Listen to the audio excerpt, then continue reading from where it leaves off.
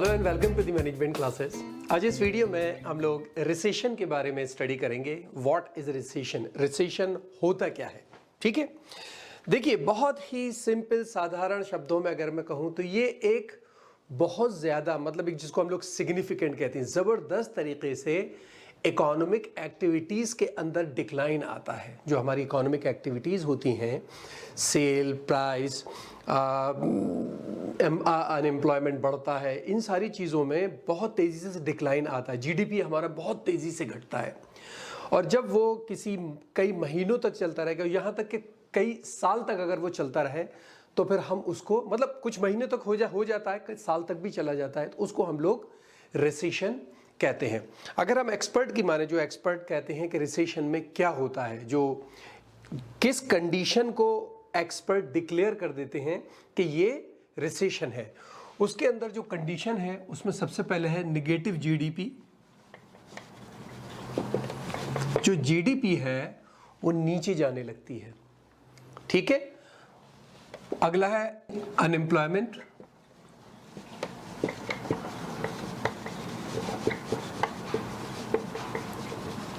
Unemployment बढ़ने लगता है, अनएम्प्लॉयमेंट बहुत ज़्यादा बढ़ जाता है। ठीक है, उसके बाद जो हमारे रिटेल सेल्स होती है उसमें गिरावट आती है। Falling retail sales. ठीक है, जो हमारे मेजर्स हैं इकोनॉमिक और मैन्युफैक्चरिंग के लिए, उसके अंदर कॉन्ट्रैक्शन होता है। ये भी एक वजह है, मेन तो यही है, लिख लिए उसको।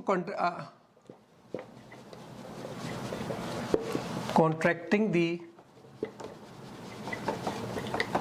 मेजर्स ऑफ, जो हम लोग जिसको कहते हैं ना कि हमारी इनकम के हम क्या मेजर ले रहे हैं, मैन्युफैक्चरिंग के क्या मेजर्स ले रहे हैं, उसके अंदर गिरावट आती है। Income and manufacturing.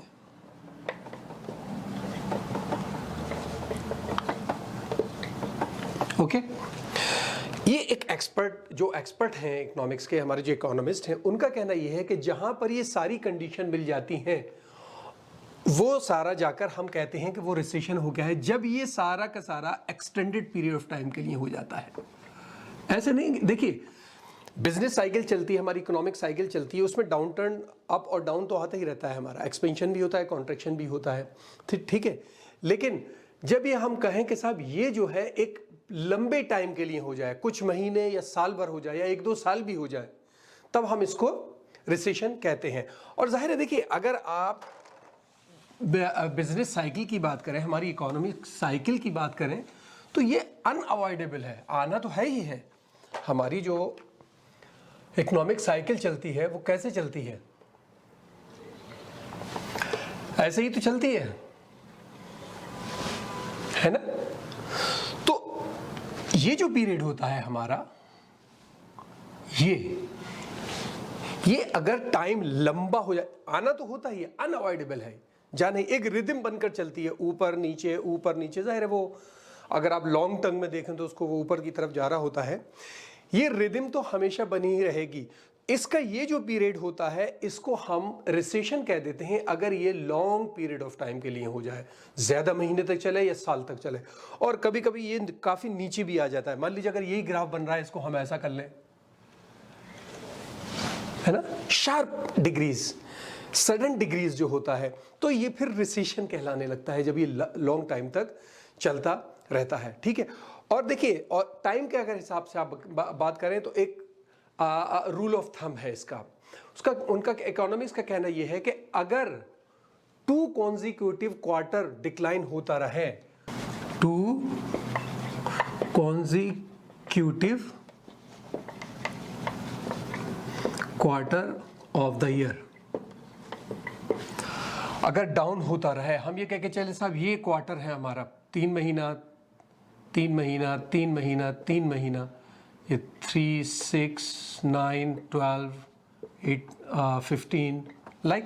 तो अगर हम ये कह के चलें कि ये 2 क्वार्टर तक लगातार होता रहे, अगर मान लीजिए उससे पहले वापस हमारी अगर रिकवरी शुरू हो जाती है और वापस हम अगर ये कहें कि हमारा एक्सपेंशन शुरू हो जाता है, तो वो रिसेशन नहीं कहलाता। लेकिन अगर ये टाइम बढ़ जाए तो फिर हम इसको कहते हैं कि ये हमारा रिसेशन है।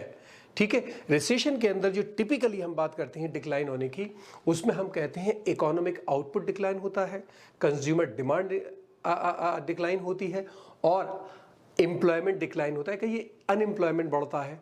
ज़ाहिर है ये सारी चीज़ें जीडीपी से कनेक्टेड होती हैं। हम बात करें अब जो डेफिनेशन दी है, जो इंटरनेशनल ऑर्गेनाइजेशन है national bureau of economic research, national bureau of economic research, जिसको हम लोग सिंपली NBER भी कहते हैं। इन्होंने जो अपनी डेफिनेशन दी है वो कहते हैं, जो उनके वर्ड है वो मैं बता रहा हूं आपको, an economic contraction starting at the peak of the expansion. कोई भी हमारा एक कॉन्ट्रैक्शन है जो पीक से स्टार्ट होता है, यानी पीक हमारी जो ये पीक होता है, ये डो होता है हमारा, ये हमारा एक्सपेंशन होता है, ये कॉन्ट्रैक्शन होता है। तो कोई भी हमारा जो कॉन्ट्रैक्शन होता है जो पीक से स्टार्ट होता है, that proceeded to low point of the resultant downturn, जो कि हमारा बिल्कुल नीचे तक चला जाता है, उस पीरियड को हम रिसेशन कहते हैं। इसके अंदर जो नेशनल ब्यूरो है इकोनॉमिक रिसर्च, इसके अंदर बेसिकली ये काउंट करते हैं, उसमें ये नॉन फर्म पेरोल को काउंट करते हैं, यानी एग्रीकल्चर को इसमें नहीं लेते हैं। उसके अंदर जैसे इंडस्ट्रियल प्रोडक्शन है, रिटेल सेल्स है, वगैरह वगैरह। ठीक है, अच्छा देखिए, हमारी जब से इकोनॉमिक रेवोल्यूशन आया है वर्ल्ड के अंदर, तो हम ये मानकर चलते हैं कि एक ग्रोथ तो हमारा एक ट्रेंड है, हमारा एक रूल है। इंडस्ट्रियल रेवोल्यूशन चल गया, और जब इंडस्ट्रियल रेवोल्यूशन चल रहा है तो ग्रोथ तो अब आनी है, लेकिन हमें इस बात को याद रखना चाहिए कि ये जो रिसेशन है ये कॉन्ट्रैक्शन है, ये एक एक्सेप्शन है उस रूल का। ये जो हमारी ग्रोथ है ये ऐसे नहीं जाएगी, इसको जाने के लिए नीचे भी आना पड़ेगा और ऊपर भी जाना पड़ेगा। ठीक है, इसलिए हम कह के चलते हैं कि जो हमारी इकोनॉमिक ग्रोथ है वो तो रूल है, लेकिन इस रूल में ये साइकिल एक्सेप्शन है, ये वाली साइकिल। ठीक है, कभी कभी ये हो जाता है और ज़्यादा लंबे टाइम के लिए अगर वो कॉन्ट्रैक्शन होता है तो हम उसको रिसेशन कह देते हैं। ठीक है, आप ये देखिए कि ये जो हमारी साइकिल चलती है, बेसिकली जब भी हमारे अंदर कोई कॉन्ट्रैक्शन आता है तो उस साइकिल के अंदर एक फेज फौरन आता है जो उसको करेक्ट करता है, एक करेक्टिव फेज आ जाता है उसके फौरन बाद। यानी अगर आप लॉन्ग टर्म में देखिए तो ऊपर ही जा रहा है, शॉर्ट टर्म में भी नीचे आता है, फिर एक करेक्टिव मेजर हो जाता है। तो आप ये मान के चलिए कि ये बेसिकली एक इम्बैलेंस है इकोनॉमी के अंदर, ये एक इम्बैलेंसेस हैं जो कि एक्सपेंशन की वजह से कॉन्ट्रैक्शन होता है और कॉन्ट्रैक्शन की वजह से एक्सपेंशन होता है। अगर देखिए ग्रोथ अगर यूं चलती चली जाएगी तो कहां तक जाएगी, ये नीचे आता है फिर ग्रोथ शुरू हो जाती है, हम कहते हैं ग्रोथ हो रही है, फिर ये नीचे आता है फिर यूं शुरू हो जाता है, फिर हम कहते हैं ग्रोथ हो रही है। तो बेसिकली अगर आप उसको कहें कि साहब नहीं सीधी जानी चाहिए तो ग्रोथ कहां पहुंचेगी फिर। ये कॉन्ट्रैक्शन एक्सपेंशन यही एक सिस्टम होता है जिससे कि इकोनॉमिक साइकिल चलती है। और जब हमारा कॉन्ट्रैक्शन होता है, कॉन्ट्रैक्शन के फौरन बाद ही सोचिए कि हमारा एक्सपेंशन की जो लाइन है वो क्लियर हो जाती है, जो रास्ता है वो क्लियर हो जाता है और फिर वापस हम ग्रोथ की तरफ चलने लगते हैं। ठीक है, इसके अंदर जो हम कुछ कॉमन फीचर्स जिसको लेके चलते हैं, यानी जो कॉमन फीचर है हमारे इकोनॉमिक लैंडस्केप के अंदर, वो हम यही मान के चलते हैं कि हमारी इकोनॉमी बिना एक्सपेंशन और कॉन्ट्रैक्शन के चल ही नहीं सकती है। ये हमारी जो मॉडर्न इकोनॉमी है उसमें शॉर्टर पीरियड ऑफ टाइम के लिए होता है, फ्रीक्वेंट होता है लेकिन शॉर्टर पीरियड ऑफ टाइम के लिए होता है। अगर ये बढ़ जाता है तो हम इसको रिसेशन कहते हैं, वरना इससे घबराने की कोई ज़रूरत नहीं है, सिस्टम चलता रहता है ये। ठीक है, IMF जो पूरी स्टडी करता है इसकी, इंटरनेशनल मॉनेटरी फंड, वो ये कहता है IMF कि अगर आप पीछे जाकर देखें, यानी 1960 से लेकर और अभी जो हमारा रिसेशन आया था 2007 तक,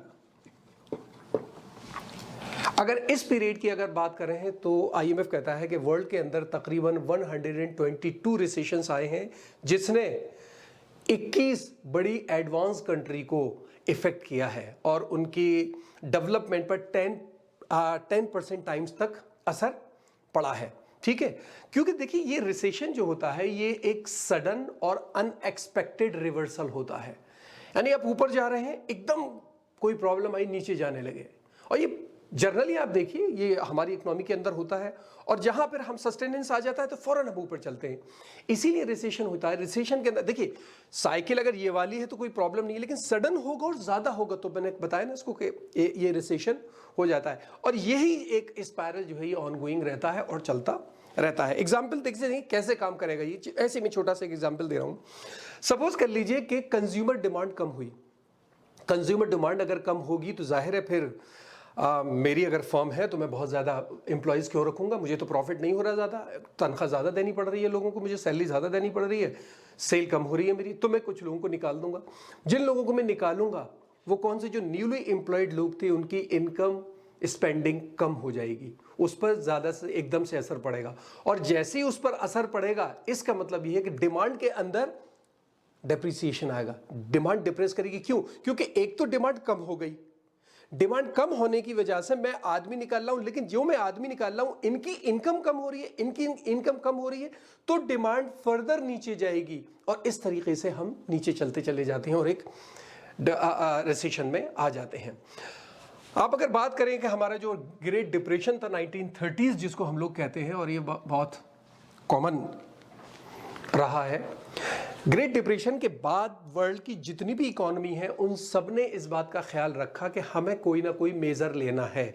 यानी अब उन्होंने फिस्कल और मॉनेटरी पॉलिसीज पर काम करना शुरू किया कि अगर डाउनटर्न आता है, कॉन्ट्रैक्शन आता है, तो हमें फौरन फिस्कल और मॉनेटरी पॉलिसी से काम करना होगा ताकि ये बहुत ज्यादा खतरनाक रिसेशन ना बन जाए। ठीक है, और बहुत सारे जो मेजर्स होते हैं वो ऑटोमेटिक गवर्नमेंट लेती है, बहुत सारे मेजर्स ऑटोमेटिक भी होते हैं। जैसे लोग अनएम्प्लॉयमेंट इंश्योरेंस ले लेते हैं, इनकम कम हुई, इंश्योरेंस से काम बनने लगा, डिमांड सस्टेन रहती है, डिमांड उतनी रहती है। इंटरेस्ट रेट होता है भाई, मार्केट के अंदर इंटरेस्ट रेट जो है वो ऊपर नीचे होता रहता है। ठीक है, मार्केट के अंदर जब इस तरह की प्रॉब्लम आती है तो इंटरेस्ट रेट कम हो जाता है, इंटरेस्ट रेट कम होगा तो उससे इन्वेस्टमेंट की अपॉर्चुनिटीज बढ़ती हैं, इन्वेस्ट की अपॉर्चुनिटीज बढ़ेंगी तो एम्प्लॉयमेंट बढ़ेगा। कुछ फैक्टर अपने आप काम करते हैं, लेकिन कुछ फैक्टर्स को मॉनेटरी और फिस्कल पॉलिसी के जरिए काम करना पड़ता है। अब क्या फैक्टर्स हैं जिससे कि रिसेशन होता है, कौन कौन सी ऐसी चीजें हैं जिसके चेंज होने से ये समझ लीजिए डिटरमिन्स करती हैं, उसको असर डालती हैं, वजह बन सकती है। What causes recession, what causes recession। बहुत सारी चीजें हैं उसके अंदर, हम कुछ मेन लेते चलते हैं। जैसे a sudden economic shock, a sudden economic shock, a sudden economic shock, ये सडन इकोनॉमिक शॉक। देखिए सडन इकोनॉमिक शॉक कौन सा होता है, यानी एक सरप्राइजिंगली कोई प्रॉब्लम आ गई, यानी सरप्राइजिंगली बहुत ज्यादा सीरियस फाइनेंशियल डैमेज हुआ कंट्री के अंदर, तो ये प्रॉब्लम आती है। अगर आप पढ़ेंगे, मैं एक एग्जांपल दे रहा हूं, शायद आप लोगों ने नहीं पढ़ा होगा। 1970s के अंदर ओपेक कंट्रीज जो थी उन सारी कंट्रीज ने मिलकर यूएस के लिए ऑयल सप्लाई कट कर दी थी। ऑयल सप्लाई कट होने से, और कोई वार्निंग नहीं दी थी, एकदम से कम कर ली थी, तो वहां पर कोई इंतजाम किया नहीं गया, बड़ी बड़ी लाइनें लगने लगी ऑयल के लिए, और वहां पर रिसेशन आ गया, क्योंकि वहां जाहिर है पेट्रोल बहुत इंपॉर्टेंट चीज़ है इकोनॉमी को चलाने के लिए, सारा ट्रांसपोर्टेशन उससे होता है, तो वहां प्रॉब्लम आने लगी। ठीक है, दूसरा एक एग्जाम्पल आप कोरोना ब्रेक ले लीजिए। जो कोरोना वायरस आया था हमारा, हम लोग को पता नहीं था, एकदम कोरोना आया और सारा डैमेज हो गया, सारा लॉकडाउन और ये हुआ, तो 2020 के अंदर आप देखिए काफ़ी प्रॉब्लम्स आई थी। ठीक है, तो एक जो सडन इकोनॉमिक शॉक होता है उसकी वजह से रिसेशन आ जाता है, या कंट्री पर या पीपल पर या किसी इंडस्ट्री पर, किसी पर भी एक्सेसिव डेट हो,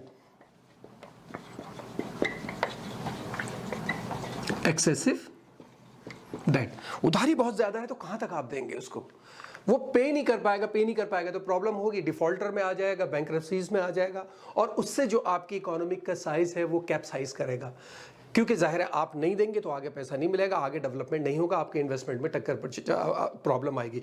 तो अगर डेट एक्सेसिव है, डेट बहुत ज्यादा है, तो एक टाइम में आके वो भी वजह बन जाती है किसी न किसी तरह से आपके रिसेशन के लिए। ठीक है, एक कहलाता है असेट्स बबल,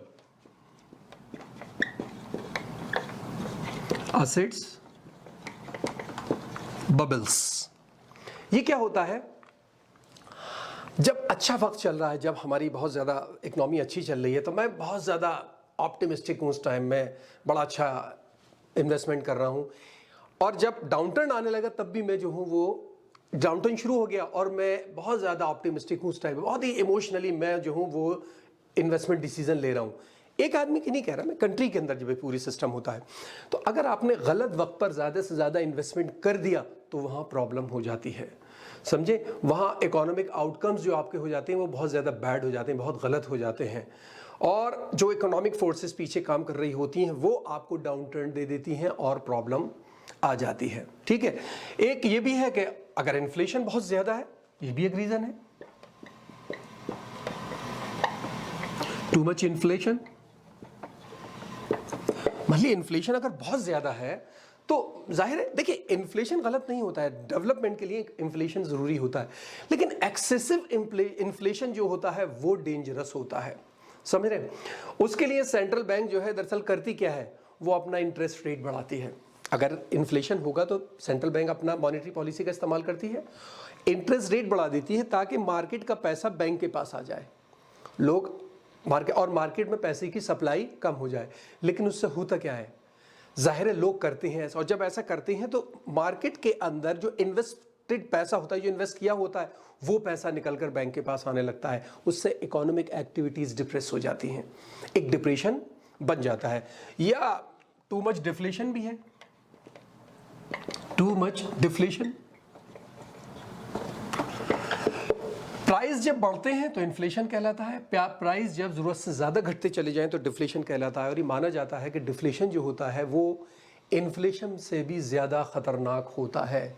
इसमें वेजेस कॉन्ट्रैक्ट कर जाती हैं, प्राइस डिप्रेस हो जाते हैं, प्राइस नीचे चले जाते हैं और एक विशेष सर्कल बनता चला जाता है, यानी आप नीचे के नीचे घूमते चले जाते हैं कि साहब वेजेस कम हुई, वेजेस कम होने से डिमांड कम हुई, डिमांड कम होने से सप्लाई कम हुई, सप्लाई कम होने से फिर क्या कहते हैं ले ऑफ हुआ, यानी कि वर्कर्स को निकाला गया, उससे और डिमांड कम हुई, यानी एक चल जाता है। तो ये जो डिफ्लेशन होता है ये बहुत ज़्यादा खतरनाक होता है और अगर ये बन जाए तो इकनॉमी के अंदर रिसेशन आना तय हो जाता है कि हाँ अगर ये बिगड़ गया तो आ जाता है। टेक्नोलॉजिकल चेंजेस भी बहुत एक वजह होती है, कभी कभी टेक्नोलॉजिकल चेंजेस। देखिए टेक्नोलॉजी आप ये सोचिए डे बाय डे चेंज हो रही है, जिससे कि हमारी न्यू प्रोडक्टिविटी हो रही है, हमारी जो न्यू इन्वेंशंस हो रहे से हमारी प्रोडक्टिविटी बढ़ रही है ना, ठीक है? और ये लॉन्ग टर्म में जाहिर इकोनॉमी को बहुत ज़्यादा फायदा भी पहुंचा रहे हैं, लेकिन शॉर्ट पीरियड के अंदर आपको वो टेक्नोलॉजी आने के बाद अपने आप को एडजस्ट करना होता है। शॉर्ट टर्म पीरियड में आपको अपने आप को एडजस्ट करना होगा उस टेक्नोलॉजिकल ब्रेक थ्रू के लिए कि साहब ये टेक्नोलॉजी है, अब मैंने काम शुरू किया। जाहिर है कभी कभी ऐसा होता है कि साहब कोई नई टेक्नोलॉजी किसी छोटी सी कंट्री में आई और वो उसको ज़्यादा कोप अप नहीं कर पाए, वो उसको ज़्यादा एडजस्ट नहीं कर पाए अपने आप को, तो चीज़ें नीचे जाने लगती हैं। अब देखिए 19वीं सेंचुरी के अंदर क्या हुआ था, जो लेबर सेविंग टेक्नोलॉजीज थी वो बहुत ज़्यादा ऊपर आ रही थी, यानी जो इंडस्ट्रियल रेवोल्यूशन आया वो कोशिश की गई कि उसमें जो प्रोफेशंस है उसको कंप्लीटली ख़त्म कर दिया जाए, यानी सारी चीज़ें जो है वो मशीनों से होने लगे, लेबर इंटेंसिव से बढ़कर कैपिटल इंटेंसिव टेक्निक्स की तरफ हम बढ़ रहे हैं। और अब भी देखिए काफ़ी इकोनॉमिक्स का ये कहना है कि जो आर्टिफिशियल इंटेलिजेंस है यानी रोबोट से जो काम किया जा रहा है वो खतरनाक हो सकता है, एक रिसेशन ला सकता है। क्यों? क्योंकि सारा काम अगर मशीनें करेंगी तो फर्म्स को लेबर की जरूरत नहीं होगी, और लेबर की जरूरत नहीं होगी तो उन लेबर्स को वेज नहीं मिलेगी, वेज नहीं मिलेगी तो जो रोबोट्स और आपका आर्टिफिशियल इंटेलिजेंस प्रोडक्शन कर रहे हैं वो उसको खरीदेगा कौन, उसको खरीदेगा कौन? तो रिसेशन आ सकता है इससे भी, ठीक है? अब हम देखें, आपने सुना होगा रिसेशन और डिप्रेशन, रिसेशन और डिप्रेशन, इन दोनों में फर्क क्या है? रिसेशन और डिप्रेशन, ये दोनों बेसिकली आप कहिए तो कॉजेज दोनों के सिमिलर हैं। कॉजेज दोनों के सिमिलर हैं, रिसेशन भी वही होता है, डिप्रेशन भी वही होता है। लेकिन कहा जाता है कि जब रिसेशन बहुत ज़्यादा सीवियर हो जाए, यानी वर्स्ट हो जाए, इकोनॉमी बहुत ज़्यादा बड़ी प्रॉब्लम्स में चली जाए, बहुत ज़्यादा जॉब लॉसेस होने लगे, अनएम्प्लॉयमेंट ज़रूरत से ज़्यादा नीचे चला जाए और जो जीडीपी है उसके अंदर एकदम शार्प डिक्लाइन आई, तो फिर हम उसको डिप्रेशन से रिप्रेजेंट करते हैं। इन्फ्लेशन जनरली चलता है, लेकिन जब ये बहुत ज़्यादा लंबा हो जाए, एक दो साल तक चला जाए और इकोनॉमी को रिकवर होने में सालों लग जाए, उसको हम डिप्रेशन कहते हैं। यानी डिप्रेशन जो है वो रिसेशन की एक सीवियर कंडीशन है, ठीक है।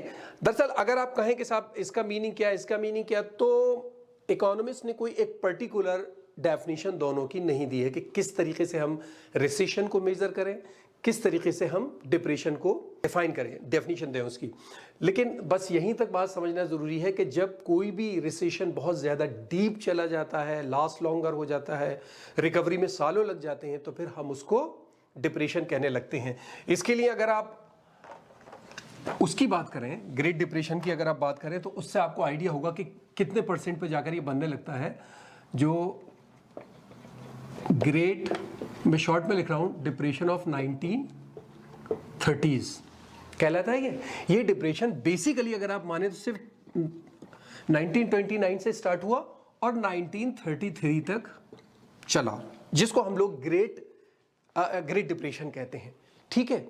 लेकिन आप समझ रहे हैं कि क्या ये इतना ही टाइम तक रहा था? नहीं, इसको रिकवर होने में, यानी इसकी जो प्रॉब्लम्स आई थी उससे बाहर निकलने में वर्ल्ड वार सेकंड आ गई थी, तकरीबन 10 साल। यानी इस डिप्रेशन पे जाने के बाद 10 साल लगे थे हमें रिकवर होने के अंदर। अनएम्प्लॉयमेंट जो था, अनएम्प्लॉयमेंट वो तकरीबन आप सोचिए 25% नीचे चला गया था। अगर सोचिए वर्ल्ड में 25% इन्फ्लेशन, ज़्यादा सबसे ज़्यादा अमेरिका, यूरोप, सबसे ज़्यादा अमेरिका ही इफेक्ट हुआ था, फिर यूरोप हुआ था, लेकिन पूरी दुनिया ही हुई थी। और जो जीडीपी था वो 30% नीचे चला गया था। समझ सकते हैं आप, 30% जिस जगह का जीडीपी नीचे चला जाए, वो कंट्री कैसे सस्टेन करेगी। 3-4 साल करीब ये रिसेशन रहा, लेकिन ये डिप्रेशन बन गया और सालों लगे इससे बाहर निकलने के लिए। अगर आप अभी की बात करें, हम अगर इसकी बात जो कर रहे हैं हम अपने रिसेशन की, तो ये भी ऑलमोस्ट कुछ जगहों पर आपको लिखा मिल जाएगा, ये ग्रेट रिसेशन, ग्रेट रिसेशन, जो हमारा 2007 से 2009 तक चला। ये बेसिकली एक रिसेशन है। लेकिन ग्रेट डिप्रेशन के बाद अगर आप देखें तो ये भी एक ग्रेट रिसेशन, डिप्रेशन नहीं बना था, ये डिप्रेशन नहीं बना था, लेकिन आप ये माने कि ग्रेट रिसेशन के बाद, जो ग्रेट डिप्रेशन के बाद 1930s में जाता, उसके बाद जो एक ग्रेट रिसेशन आया है वो यही था। इसके अंदर भी हालात बहुत ज़्यादा ख़राब हो गए थे। जो अनएम्प्लॉयमेंट था वो जाहिर है जब डिप्रेशन होता है तो उसमें बहुत ज़्यादा होता है, इसके अंदर भी तकरीबन 10% नीचे चला गया था। और एक कंट्री के लिए 10% डिप्रेशन नीचे जाना बहुत मायने रखता है, ठीक है। और ऑफिशियली अगर आप इसको बात करें तो 2007 से 2009 तक था, लेकिन फिर भी इससे उभरने में हमें काफ़ी टाइम लग गया, ठीक है। और उसके बाद फिर ये कोरोना वायरस भी आया। इस कोरोना वायरस के अंदर भी इकोनॉमिस्ट बहुत ज़्यादा परेशान थे कि ये जो एक प्रॉब्लम आई है, ये जो रिसेशन आई है, कहीं ये डिप्रेशन के अंदर चेंज ना हो जाए, क्योंकि इसके अंदर भी बहुत ज़्यादा चीज़ें प्रॉब्लम हुई थी। जो अनएम्प्लॉयमेंट था वो तकरीबन 14.7% नीचे चला गया था। ये बहुत ज़्यादा होता है, ठीक है। जो मई 2020 की अगर बात करें, मई 2020 में जो अनएम्प्लॉयमेंट था वो 14.7% नीचे चला गया था, जो इस टाइम में अपने लेवल का वर्स्ट कंडीशन है सिंस द ग्रेट डिप्रेशन, ठीक है। तो इस तरीके से हमने को काफ़ी टाइम लगा, आज तक हम उससे उभरने की कोशिश कर रहे हैं। आज भी हम चल रहा है कि हम उसको आगे बढ़ाने की कोशिश कर रहे हैं और इकोनॉमी ज़ाहिर है सस्टेनेंस पर आ रही है, ठीक है।